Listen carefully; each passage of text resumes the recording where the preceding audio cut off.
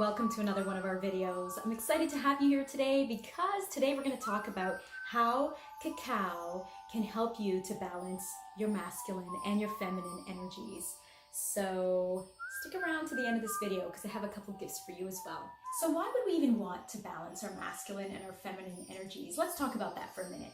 You may have heard of the yin and the yang, the feminine and the masculine energies. And we're not talking about gender here, we're talking about energies. We all have masculine and feminine energies within us, and most of us have one that is more dominant than the other. So what are these masculine and feminine energies? Let's describe them now. So the feminine energies are typically feeling, being vulnerable and honest and transparent, authentic, intuition and creativity, maybe even being an empath or an energy sponge.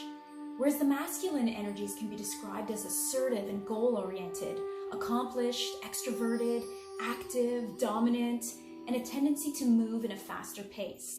So we're each unique and special in our own way, and you can probably see from hearing this list that there's some harmony that can be had in balancing our masculine and our feminine energies. The world is very masculine dominant right now, and we are in dire need of the rise of the divine feminine.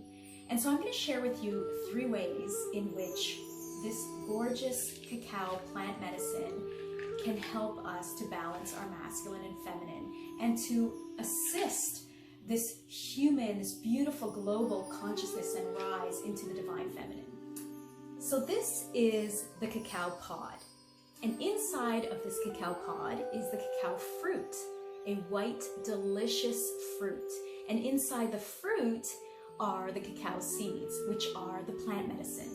And in order for this pod to grow, first there must grow some cute little tiny pink flowers on the trunk of the tree. And those flowers, of course, need to pollinate.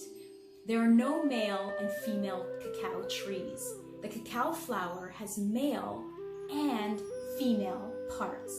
So let's look at the shape of the cacao pod. What shape in the human body does this resemble? What about the womb, the uterus, and the ovaries? All 3 places in the female body that are the start of creation. And finally, let's talk about how the cacao grows within the pod. And so as I mentioned, there's a fruit inside of here, and the fruit resembles an orange. You know how an orange has little chunks, little pieces that you pull apart? If you can imagine the same thing in the cacao fruit, but it's white. But it definitely has those little chunks, those little pieces that you can pull apart.